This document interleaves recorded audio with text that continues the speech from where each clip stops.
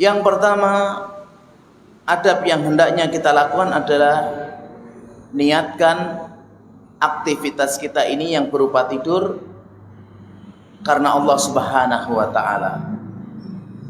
Agar tidur ini mengembalikan kekuatan, semangat kita, kesegaran badan agar nanti beribadah kepada Allah Subhanahu wa taala lebih bersemangat dan lebih serius. Bismillahirrahmanirrahim. Wabarakatuh. Innal hamdalillah nahmaduhu wa nasta'inuhu wa nastaghfiruh wa na'udzu billahi min shururi anfusina wa min sayyiati a'malina. May yahdihillahu fala mudilla lahu wa may yudlil fala hadiya lahu. Asyhadu an la ilaha illallah wahdahu la syarika lah wa asyhadu anna Muhammadan abduhu wa rasuluh la nabiyya ba'da. Qala Allah tabaraka wa ta'ala fi kitabil karim, ya ayyuhalladzina amanu taqullaha haqqa tuqatih wa la tamutunna illa wa antum muslimun. Wa qala ya ayyuhan nasu taqu rabbakumul ladzi khalaqakum min nafsin wahidah wa khalaqa minha zawjaha wa batha minhuma rijalan katsiran wa nisaa'a wattaqullaha alladzi tasaaluna bihi wal arham innallaha kana 'alaikum raqiba. Ya ayyuhalladzina amanu taqullaha wa qulu qawlan sadida yuslih lakum a'malakum wa yaghfir lakum dhunubakum wa man yuti'illaha wa rasulahu faqad faza fawzan 'azima. Amma ba'du, fa inna asdaqal hadithi kitabullah wa khairal hadi Muhammadin sallallahu alaihi wasallam wa syarrul umuri muhdatsatuha wa kullu muhdatsatin bid'ah wa kullu bid'atin dhalalah wa kullu dhalalatin finnar. Hadirin wal hadirat rahimani wa rahmakumullah. Kita bersyukur pada Allah Subhanahu wa taala atas nikmat yang Allah berikan kepada kita yang begitu banyak. Seandainya kita menghitung nikmat-nikmat tersebut, maka kita tidak mampu untuk menghitungnya. Salawat dan salam semoga tercurahkan kepada Nabi kita yang mulia, Nabi Muhammad sallallahu alaihi wasallam, kepada keluarga beliau, sahabat-sahabat beliau, dan umat-umat beliau yang dengan baik mengikuti ajaran beliau. Hadirin wal hadirat rahimani wa rahimakumullah. Insyaallah kesempatan malam hari ini kita akan membahas tentang adab-adab tidur. Adabun naum, adab-adab tidur. Tidur ini adalah sebuah kenikmatan yang dilakukan oleh makhluk hidup kecuali malaikat. Dan ini adalah aktivitas rutinitas. Bahkan kehidupan manusia kalau mau dihitung, tidurnya itu jauh lebih banyak daripada aktivitas yang lain. Hadirin wal hadirat, saya mau bertanya, kalau sehari itu 24 jam dibagi 3 menjadi berapa? 8 jam. 8 jam itu biasanya digunakan orang untuk tidur. 8 jam digunakan untuk kerja atau belajar. Yang sekolah ya, belajar. Dan 8 jam itu digunakan untuk ibadah, untuk aktivitas yang lain, untuk main dan selainnya. Itu kalau sehari dibagi 3, 24 jam bagi 3, 8. Kalau seandainya umur kita sebagaimana Rasulullah sallallahu alaihi wasallam katakan, a'maru ummati baina sittin wa sab'in, umur umatku itu antara 60 dan 70. Anggaplah 60. Kalau 60 dibagi 3 berapa? 20. Kalau seandainya orang itu tidur sehari itu 8 jam, maka ternyata 20 tahun itu hanya tidur. Hitung aja. Gini apa boten? Itu kalau bayi baru ceprol 8 jam tidur, 8 jam main, 8 jam aktivitas yang lain. Ternyata bayi itu 1 tahun hampir tidur semua. Gini apa boten? Iya. Dan orang-orang yang sepuh, banyak yang sakit juga intinya tidur. Meskipun dia enggak tidur sejatinya, tapi dia berbaring. Oleh karena itu, pada pembahasan malam hari ini kita membahas tentang tidur ini agar tidur kita bernilai ibadah di sisi Allah Subhanahu wa taala. Meskipun ini adalah rutinitas, meskipun ini adalah kebiasaan kita, namun kalau kita lakukan karena Allah Subhanahu wa taala sesuai dengan adab-adab yang dicontohkan oleh Rasulullah sallallahu alaihi wasallam, mudah-mudahan bernilai pahala, memperberat timbangan kita nanti pada hari kiamat. Oleh karena itu, kita mengilmui bersama-sama, ya. Yang pertama, adab yang hendaknya kita lakukan adalah niatkan aktivitas kita ini yang berupa tidur karena Allah Subhanahu wa taala. Agar tidur ini mengembalikan kekuatan, semangat kita, kesegaran badan agar nanti beribadah kepada Allah Subhanahu wa taala lebih bersemangat dan lebih serius. Karena niat yang sahih, niat yang saleh, hal-hal yang asalnya mubah bisa bernilai ibadah. Sebagaimana yang disabdakan oleh Rasulullah sallallahu alaihi wasallam, innamal a'malu binniyat. Sesungguhnya amalan-amalan itu tergantung dengan niat. Ya. Bahkan terkadang suatu ibadah tanpa diniati dengan niat yang baik justru tidak bernilai apapun di sisi Allah Subhanahu wa taala. Contoh, datang ke majelis ilmu hanya untuk lihat siapa sih yang isi, mau main-main, itu bisa jadi malah tidak bernilai pahala. Salat tidak diniatkan karena Allah, cuma diniatkan biar disebut oleh orang dan dipuji oleh orang, malah tidak dapat pahala. Oleh karena itu para ulama menjelaskan, ya, dan mengatakan suatu kalimat yang indah, ya, rubba amalin saghirin tu'azzimuhun niyah wa rubba amalin kabirin tusaghiruhun niyah. Berapa banyak amalan yang itu kecil bisa besar karena niat, dan berapa banyak amalan yang besar bisa kecil karena niat. Maka niat ini penting. Yang kedua, orang yang hendak tidur hendaknya dia mencuci kedua tangannya. Sebagian kita dulu dapatnya cuci kakinya. Yang benar itu cuci tangannya dulu. Ya. Cuci kedua tangan.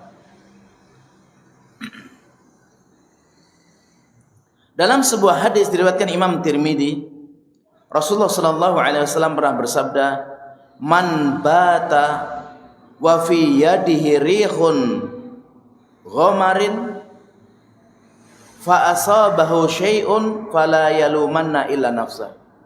Barang siapa yang hendak tidur dan di tangannya ini ada debu atau ada kotoran dan mengenai sesuatu, maka jangan pernah dia mencela seseorang pun kecuali dirinya sendiri. Tangan kita ini ya jamaah, kalau tidur itu kadang ke atas, kadang ke bawah, kadang ke samping, dan kadang ke tempat-tempat yang kotor, dan itu sering nggak sadar. Kita punya sakit agak gatel mungkin ya, sakit kulit, bangun-bangun ternyata luka-luka. Ini kenapa? Tangan kita jalan dan kita nggak sadar. Makanya waktu mau tidur dibersihkan dulu. Kalau seandainya tangan kita kotor dan menyentuh misalnya anggota tubuh yang sakit, bisa lebih berbahaya. Adab yang ketiga, Kalau kita mampu dan bisa dan punya, hendaklah bercelak. Ini jarang orang tahu, ya. Celak itu dengan batu ismit. Rasulullah Shallallahu Alaihi Wasallam dalam hadis riwayat Ibnu Majah nomor hadis 3496, beliau mengatakan, alaikum bil ismit, hendaklah kalian itu menggunakan celak buat mata. Indan naum, sebelum tidur. Fa innahu yajlul basar wa yumbitu sya'r, karena menggunakan celak itu bisa mempertajam pandangan dan bisa menumbuhkan rambut yang ada di mata. Jadi indah nanti matanya. Ya. Tapi celaknya bukan asal celak, tapi pakai batu ismit yang bagus itu. Dan itu bisa mengobati penyakit mata yang namanya apa? BLN atau yang sejenisnya. Dan ini banyak digunakan oleh sebagian akhwat, tapi jarang digunakan laki-laki. Sebenarnya menggunakan ini termasuk sunnah, dan Rasulullah menggunakannya.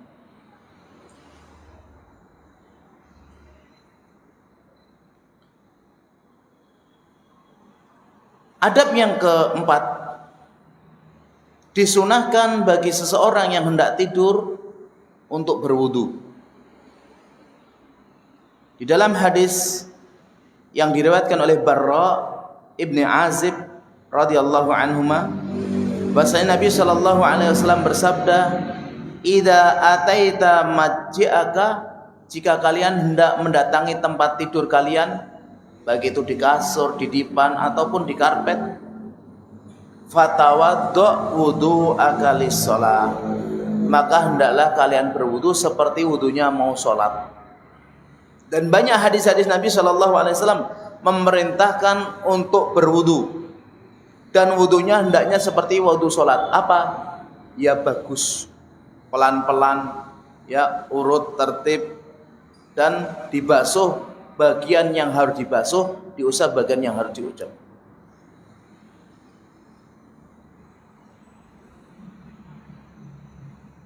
Setelah wudu, jangan buru-buru tidur. Disunahkan untuk witir. 1 rakaat boleh, 3 rakaat boleh. Rasulullah Shallallahu Alaihi Wasallam dalam riwayat Imam Ahmad mengatakan, alladzi la yanamu hatta yutir hazimun. Orang yang dia sebelum tidur kemudian witir, maka hendaknya dilakukan. Bahkan Abu Hurairah radhiyallahu an, beliau menghabarkan kepada kita, salasatun hafidtuhunna an Khalili Abil Qasim. Ada 3 perkara yang saya hafal dari kekasihku, yaitu Abul Qasim. Siapa Abul Qasim? Rasulullah. Abil Qasim ini kunyah beliau, karena beliau memiliki putra Qasim, Abdullah, dan Ibrahim. Tapi ketiga-tiganya wafat di waktu masih kecil. Dan ini termasuk sunnah ya, Abul Qasim. Dan kita boleh berkunyah dengan apapun, tapi ada larangan nggak boleh berkunyah dengan kunyah Nabi. Boleh memberi nama anak kita dengan nama Muhammad, tapi jangan berkunyah dengan kunyah Abul Qasim. Ulama menjelaskan, kalau namanya Muhammad, kunyah Abul Qasim nggak boleh. Tapi namanya selain Muhammad dibolehkan. Tapi yang lebih hati-hati, jangan berkunyah dengan Abul Qasim. Dengan yang punya anak Abdurrahman, Abu Abdurrahman. Yang punya nama Abdullah, Abu Abdillah. Perempuan juga sama. Ya, walaupun tidak punya anak, boleh nggak berkunyah? Pakai Abu atau Ummu boleh nggak? Boleh. Syekhul Islam Ibnu Taimiyah itu belum sempat nikah, kunyahnya Abul. Kalau ngomong ulama, ngomong sahabat, ngomong ini kok nggak kenal ya? Abul Abbas, Abul Abbas. Imam Nawawi juga belum sempat nikah, kunyahnya Abu Zakaria. Yang sudah nikah belum punya anak, seperti Aisyah, Sudah nikah dengan Rasul, belum nggak punya anak, tapi punya kunyah Ummu Abdillah. Dan kunyah itu nggak harus anaknya ya. Kunyah itu boleh piaraannya, kesenangannya. Abu Hurairah, bapak kucing. Apa itu nama? Bukan. Namanya siapa? Lupa. Abdurrahman bin Sakhr Ad-Dausi Al-Yamani. Ya. Ustadz, kalau anak kecil boleh kunyah? Boleh. Misalnya anak kecil seperti ini, seperti itu boleh. Dulu ada anaknya Abu Tolhah, ya Ummu Sulaim, ya suaminya namanya Abu Tolhah, anaknya istrinya namanya Ummu Sulaim. Loh, pakai kunyah-kunyah kan? Padahal Ummu Sulaim itu namanya Rumaiso atau Humaiso. Anak kecil saudaranya Anas dipanggil sama Rasulullah, ya Aba Umair. Loh, kunyah-kunyah anak kecil, umurnya baru 3 tahunan atau 4 tahun. Tapi setelah itu meninggal dunia. Ya Aba Umair, ma fa'alan Nubair. Ya. Kalau kita murojaah, Umar bin Khattab siapa kunyahnya? Enggak tahu. Abu Hafs. Anaknya Hafsah perempuan, tapi Abu Hafs itu bapak singa. Jenengan boleh Abul Kalab bapak anjing boleh. Ini bukan kehinaan ya. Kalau di Arab kalab atau kilab itu justru kebanggaan, karena anjing itu binatang yang setia, cerdik dan tangkas. Kalau Abu Himar bapak bodoh nanti. Ya itu jangan ya. Nah, kunyahnya ini banyak pujian, tapi juga boleh mengunyah atau kunyah itu hinaan, seperti Abu Jahal, bapak kebodohan. Namanya siapa? Amr bin Hisham. Sebenarnya kunyahnya itu Abul Hakam, bapak bijaksana. Tapi karena dia suka mencela Rasul dan tidak menerima kebenaran meskipun dia tahu, disebut Abu Jahal, bapak kebodohan. Ini sedikit tentang masalah kunyah. 6. Nah, di sini Abu Hurairah mengatakan, saya hafal 3 perkara dari kekasihku Abul Qasim. Apa itu? Al-witru qablan naum, witir sebelum tidur. Wasaum salasati ayyam, dan puasa 3 hari setiap mingkul lisyar, setiap bulan. Boleh Senin Kemis Senin, boleh Kemis Senin Kemis, boleh Senin Kemis Senin Kemis Senin Kemis. Yang penting itu ada 3 harinya. Boleh juga tanggal 13, 14, 15 Ayyamul Bid. Kalau kita baca kitab Lataiful Ma'arif, 3 hari setiap bulan itu dijelaskan, di situ ada berbagai macam. Bukan hanya 13, 14, 15, bukan hanya Ayyamul Bid.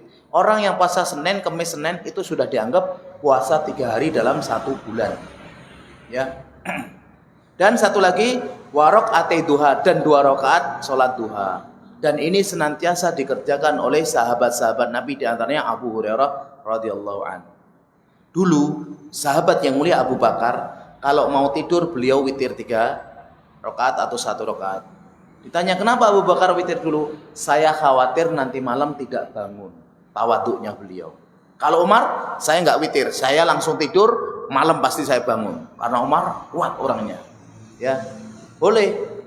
Ya kita witir kapan? Ya setelah sholat isya, setelah sholat sunnah, kita mau tidur sudah berwudu, kita witir. Sudah pernah menjalankan belum? Belum? Ya Allah. Sering dengar kan? Tapi praktek belum. Jangan sampai ya. Usahakan nanti malam witir. Ya, seandainya kita sudah witir, ternyata malam nggak bangun, akan ditulis sebagai sholat semalam suntuk. Enak apa gampang? Ya enak, ya gampang. Jadi niat tapi jalankan witir dulu, niat nanti malam sholat. Ternyata sampai subuh baru bangun. Alhamdulillah kalau bangun dengar adzan. Ya. Nomor 6, di antara adab yang hendak kita lakukan menjelang tidur adalah itfa'un nar, mematikan api. Kompor, obor, oncor itu dimatikan. Wal masabih, ya, dan lampu-lampu. Kalau bisa dimatikan, matikan lampu-lampu. Wa ighlaqil abwab, dan juga menutup pintu-pintu, jendela, semua yang lubang-lubang ditutup. Wa dzakara rasmallah, dan dengan menyebut nama Allah. Di dalam Sahih Bukhari dan Muslim dari sahabat Jabir bin Abdullah bahwasanya Nabi SAW pernah bersabda, atfi'u atau atfinnu al-masabih bil lail, matikan lampu-lampu di malam hari. Idza raqadtum, kalau kalian hendak tidur. Wa aghliqul abwab, dan tutuplah pintu-pintu. Ini riwayat Bukhari dan Muslim. Dalam riwayatnya Imam Abu Dawud, Rasulullah SAW mengatakan, idza nimtum, kalau kalian mau tidur, fa'atfinu surujakum, maka matikan lampu-lampu kalian. Fa inna syaitan yadullu mislu hadil far ala hada fatuhrikukum, karena syaitan itu akan menunjukkan kepada binatang yang namanya fa'ar, yaitu tikus, dan akan mendekati lampu, akhirnya lampu itu jatuh dan membakar rumah. Ya. Dan ternyata benar, banyak kejadian yang semacam ini di zaman dulu. Jadi lampu-lampu itu dimatikan. Ya, lampu-lampu dimatikan. Alhamdulillah di zaman ini kita nggak perlu mematikan semuanya karena ini tidak membakar. Seandainya kita nyalakan 24 jam. Ini termasuk kenikmatan. Ya. Tapi penulis dalam kitab Mausu'ah Al-Adab menjelaskan kalau bisa jangan nyalakan listrik itu yang berbahaya, ya, yang bisa menyebabkan percikan api. Kita insya Allah yang memiliki rumah lebih paham kondisi rumah kita. Ya. Kemudian yang ketujuh, nanti juga disebutkan tentang masalah yang tadi juga. Yang ketujuh, tutup seluruh bejana, gelas, ya. Kemudian nanti ada panci, ada apapun tutup. Jangan dibiarkan terbuka. Kalau nggak ada tutupnya, bisa dibalik atau dikasih salah satu mungkin ranting atau mungkin sendok dengan mengucapkan bismillah. Ini banyak orang tidak melakukannya, semuanya terbuka. Sampai ada makanan juga terbuka. Mungkin karena nggak memahami hadis atau sering lupa. Diriwayatkan Imam Muslim dalam kitab sahihnya dari Jabir bin Abdullah bahwasanya Rasulullah SAW mengatakan, ghattul ina, tutup bejana-bejana, wa auqus siqa, dan ikat semua tempat-tempat air, karena tempat air dulu itu modelnya kayak apa namanya, kulit binatang itu, kemudian nanti kalau nggak diikat dia tumpah. Kalau sekarang semuanya, mau tempat air, mau tempat nasi, semuanya modelnya sudah bejana-bejana, ya, kayak panci, kayak apa itu. Fa inna fis sanah lailatan yanzilu fiha waba. Perhatikan ini hadis ini. Karena dalam setiap tahun itu Allah menurunkan wabah penyakit. Satu malam. Dalam setiap tahun itu mesti akan ada wabah penyakit di suatu malam. La yamurru bi ina'in laisa alaihi ghita, dan wabah ini tidaklah melewati bejana atau barang-barang kita yang terbuka tadi yang tidak ditutupi, au siqain laisa alaihi wika, atau tempat air yang tidak ada ikatnya, illa nazala fihi dzalikal waba, kecuali nanti akan turun di situ, dan kalau kita gunakan maka kita sakit. Jadi kalau ada penyakit-penyakit nyebar, itu banyak kaum muslimin nggak memperhatikan dengan masalah ini. Gelasnya terbuka, ini terbuka, terus besok diminum, tahu-tahu sakit. Sakit apa? Bingung. Maka kita diperintahkan nutup. Kalau nggak ada tutupnya, misalnya gini, ambil satu ranting, baca bismillah, taruh di atas, itu sudah cukup. Ya. Dalam riwayat Muslim, di hadis yang lain, Rasulullah SAW mengatakan, ghattul ina wa auqis siqa, tutup bejana-bejana. Bejana kalau bahasa Indonesianya apa sih? Wadah-wadah itu loh. Dan ikatlah tempat air. Wa aghliqul bab, dan tutup pintu-pintu. Kalau ada pintunya tutup, ya. Wa atfi'us sirat, dan matikan lampu-lampu. Lampu di sini pertama lampu-lampu yang seperti lilin, seperti obor, gitu. Fa inna syaitan la yahillu siqaan, karena setan itu tidak bisa ke tempat air wala yaftau baban, dan nggak bisa membuka pintu. Ini yang dulu saya sampaikan, setan itu kalau pintu sudah ditutup, baca bismillah, jendela sudah ditutup, itu nggak bisa masuk. Yang bayangan kita yang dulunya suka nonton-nonton yang aneh, wah setan masuk melalui tembok, enggak. Kalau udah baca bismillah enggak masuk dia. Ya. Wala yakshifu ina, dan setan kalau sudah itu ditutup enggak bisa buka. Yang bejana tadi, wadah tadi enggak bisa dibuka.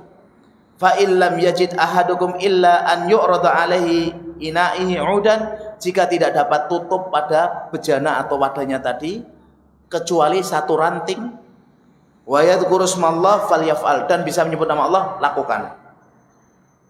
Fa innal fuwaisiqah, karena binatang fasik yaitu tikus, tadrimu ala ahlil bait baitahum, maka dia akan mengacaukan pemilik rumah dan membakar rumah tersebut. Dengan apa? Tikus itu kalau ada lamu mendekati kemudian diusahakan jatuh biar nanti terbakar.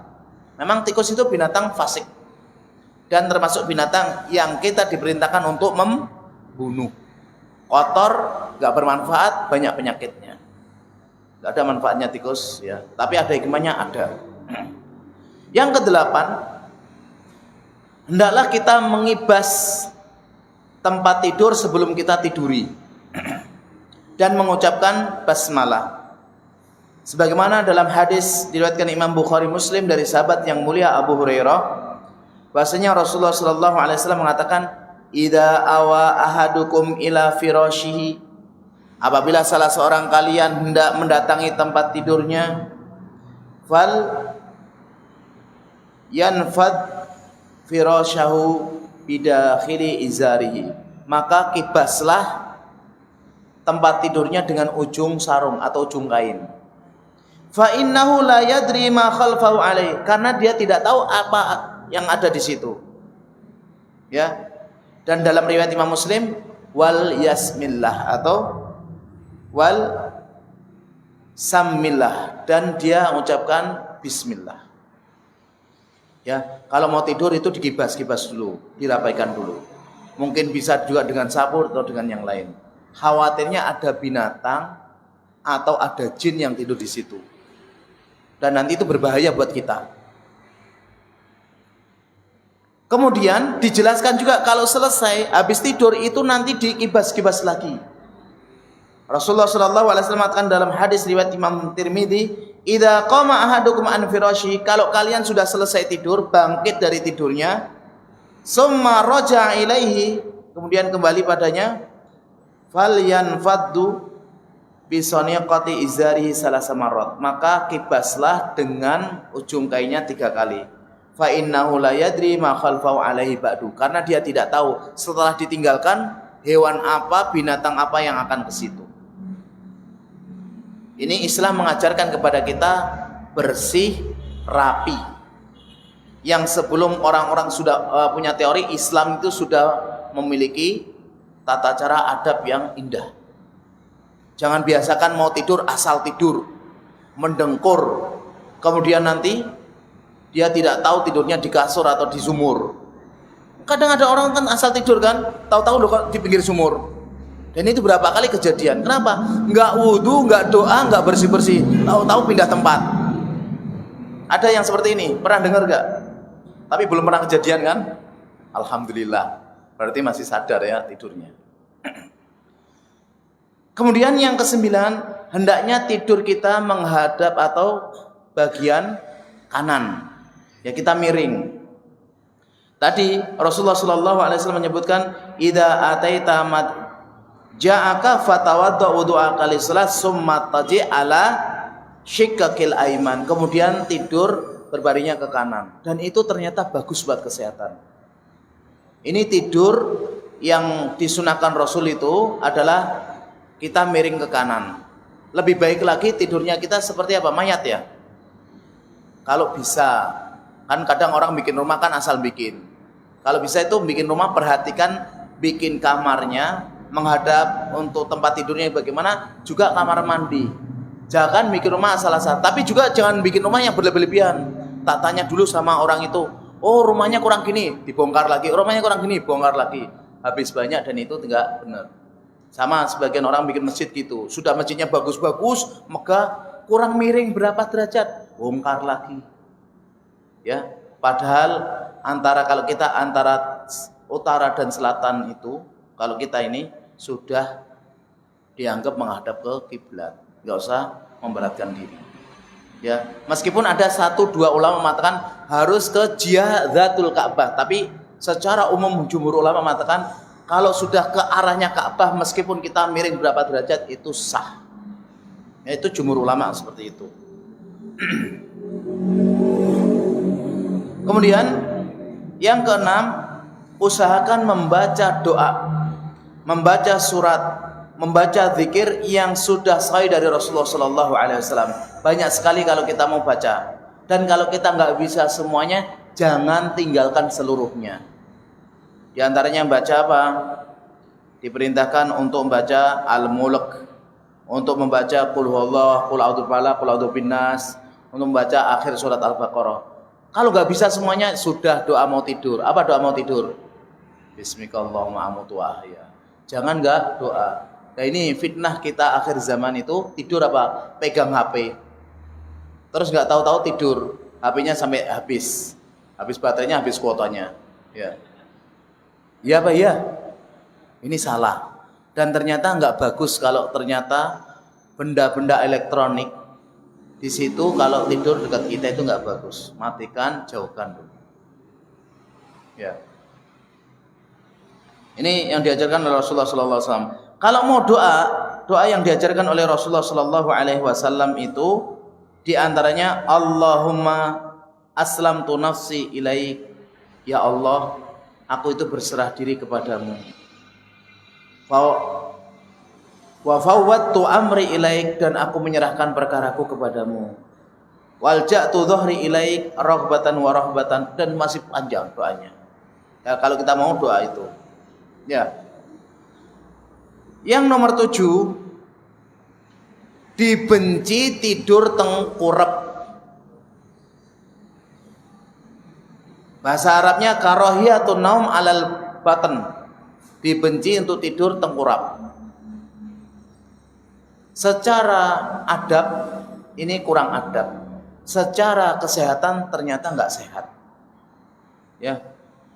Al-Imam Tirmidzi meriwayatkan dari Abi Hurairah bahwasanya Rasulullah Shallallahu Alaihi Wasallam suatu ketika melihat ada seseorang yang tidur tengkurap, maka Rasulullah Shallallahu Alaihi Wasallam mengatakan, Inna hadhihi daj'atun la yuhibbuhallah. Tidur yang seperti ini Allah tidak senang, Allah benci dengan tidur yang semacam ini. Jadi kalau kita memang nggak bisa miring ke sebelah kanan tadi, usahakan tidur itu kita menghadap ke atas. Kalau memang kita nggak bisa tengkurap. Dan nanti juga ada larangan tidur itu untuk melipatkan kaki, 2 kaki ya. Ini ada larangan. Atau mengangkat kaki sebelah berdiri, yang sebelahnya lurus. Ini juga larangan. Atau dua-duanya diangkat. Dan ternyata untuk kesehatan pun nggak bagus. Dan kita pernah tidur yang semacam itu, pas bangkit kayak mau jatuh, ya kan?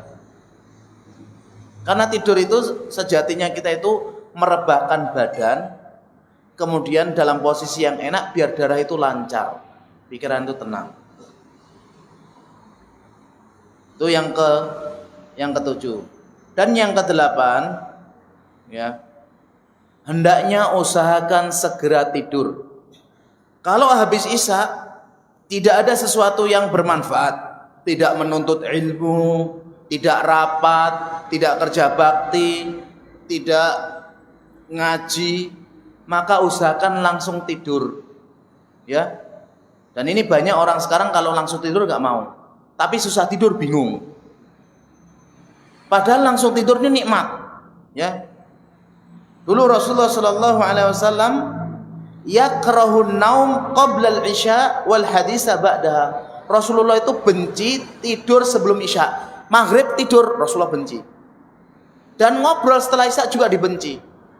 Maka Rasulullah SAW melarang ini, dijelaskan oleh para ulama. Kalau tidur sebelum Isya dikhawatirkan Isyanya bablas.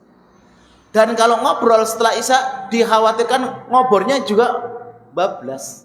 Orang ngobrol habis isya itu nggak tahu-tahu, enak ya ngobrol tentang tetangga kita, tahu-tahu jam 11, jam 12. Ya. Dan kesalahan sebagian kita yang mereka ketiduran atau tidak langsung sholat waktu isya, itu sholatnya kadang jam 1, jam 2, kadang sholatnya menjelang subuh. Ini sah nggak? Nggak sah. Perhatikan, Rasulullah SAW sudah mengajarkan kepada kita, ya, waktu sholatil isya ila nisfil laili al ausat. Waktu sholat isya itu sampai tengah malam yang pertengahan, ya, pertengahan yang paling tengah. Dan malam itu dihitung matahari tenggelam sampai sebelum fajar, alias masih fajar kadhib, belum fajar shadiq. Kalau misalnya matahari tenggelam itu jam 6, kemudian kalau fajar itu jam 4, hitung 6, 7, 8, 9, 10, 11, 12, 1, 2, 3, 4. Ini berapa? 10 jam. Bagi 2. Berarti kalau dibagi 2, sholat isya terakhir 6, 7, 8, 9, 10, 11. Jam 11. Yang sholat isya jam 1, jam 2, jam 3 itu keluar di waktunya. Ini banyak orang juga nggak memahami yang semacam ini. Nyantai, ngobrol, tahu-tahu jam 1 belum sholat isya misalnya. Atau tidur, bangun-bangun, lah ternyata kalau dia ketiduran beda. Tapi kalau sudah kebiasaan, kerjanya memang pulang jam 5 atau jam setengah 6, sholat maghrib habis tidur. Ini termasuk perbuatan yang buruk. Ya. Jadi kita itu dilarang tidur sebelum isya dan dilarang ngobrol setelah isya. Tapi kalau ngobrolnya untuk urusan agama, meminta fatwa, boleh. Ini masalah maslahat, kebaikan untuk diri dan agamanya. Oke. Diusahakan ya, nanti habis isya langsung tidur. Tapi doa dulu. Ya. Kemudian yang terakhir, yaitu yang ke berapa? 9. Yaitu usahakan bangun tidur itu segera. Kalau kita tidur yaitu jam setengah 8 atau jam 8 atau setengah 9 awal, nanti kita jam 2 atau jam 3 itu bisa bangun, bisa qiyamul lail, bisa murojaah, bisa baca buku, enak. Jangan biasakan nanti bangunnya menunggu qomat. Barang siapa yang azan subuh tidak dengar, sejatinya telinganya dikencingi setan. Kalau nggak dengar azan, kalau nggak dengar qomat, diapain sama setan itu? Azan kalau nggak dengar itu dikencingi setan. Kalau nggak dengar qomat, apalagi kalau bangunnya nunggu matahari jedol. Allahu Akbar. Perhatikan ini ya jamaah ya, jangan sampai semacam itu. Dan bangun tidur, perhatikan ya, ada adab-adab. Kita duduk dulu. Di antara adabnya itu menghadap ke atas, ya, kemudian mengusap kedua wajah, kemudian doa bangun tidur. Ya, doa bangun tidur. Apa doanya? Alhamdulillahilladzi apa? Ahyana ba'dama amatana wa ilaihin nusyur. Setelah itu jangan buru-buru memasukkan tangan ke ember atau ke bak. Usahakan cuci dulu tangan di luar. Karena kata Rasulullah, la yadri aina batat yadu. Kita nggak tahu tangan kita itu kemana malamnya, ke belakang atau ke depan. Jarang orang tidur gini terus, jarang. Dan dulu ada seorang ulama menjelaskan, ada orang dijelaskan semacam ini, saya tahu kok tempat tidur tangan saya di mana kok tidurnya, saya tahu kok di mana.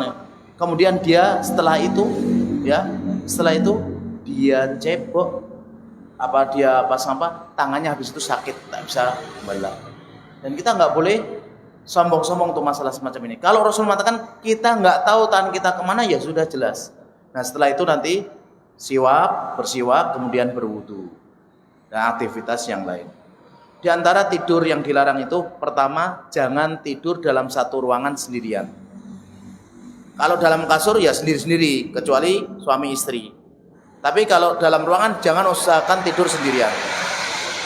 Sebagaimana Rasulullah melarang safar sendirian. Kenapa? Karena orang yang tidur sendirian itu lebih berpotensi untuk maksiat. Dan kalau dia pas kena gangguan jin, atau kalau bahasa kita tindian, nggak ada yang nolong. Ini termasuk larangan Rasul, tidur sendirian. Ya boleh dalam satu ruangan, mungkin ada istrinya, ada anaknya, tapi bisa tempat tidur. Jangan dipahami langsung nanti satu kasur 2 orang. Kalau bukan suami istri bahaya. Meskipun itu anak-anak kita, jangan. Yang kedua, jangan tidur di tempat atap atau di loteng yang tidak ada pagarnya, dikhawatirnya jatuh. Rasulullah mengatakan man bata ala dhahri baitin laisa lahu jar faqad bari'at min hudima. Barang siapa yang tidak ada tidur di atas itu atau tidur di loteng yang tidak ada pagarnya, maka Rasulullah berlepas diri. Kemudian tidak boleh tidur di tempat yang terbuka, di jalan, di lapangan, tidak boleh. Kalau terpaksa nggak punya rumah, adanya hanya di pinggiran toko, maka usahakan dia pakai pakaian rapat yang tidak terbuka auratnya. Yang keempat, usahakan kalau mau tidur introspeksi diri, jangan kita sampai hasad. Mau tidur mikirin, ya Allah orang itu begini-begini, tidak boleh. Justru kalau kita introspeksi diri dan kita nyadari kita ini banyak salah dan dosa, seharian amalan sama dosanya banyak dosanya, maka kita akan termasuk menjadi orang-orang yang beruntung. Dan yang terakhir, ya, jangan langsung tidur kalau setelah makan kenyang.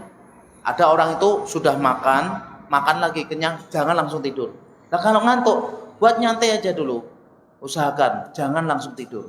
Ternyata ini berpenyakit dan menyebabkan menumpuknya lemak dalam tubuh.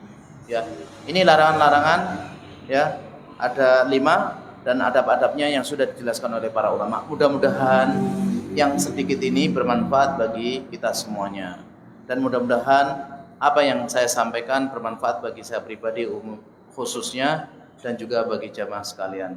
Dan kita mohon ampun kepada Allah Subhanahu wa taala atas kekurangan yang senantiasa kita lakukan dan kealpaan yang sudah kita kerjakan. Jika ada benarnya datangnya dari Allah Subhanahu wa taala semata, jika ada salahnya datangnya dari saya pribadi dan dari syaitan. Kita tutup dengan doa kafaratul majlis. Subhanakallahumma wa bihamdika asyhadu an la ilaha illa anta astaghfiruka wa atubu ilaik. Assalamualaikum warahmatullahi wabarakatuh.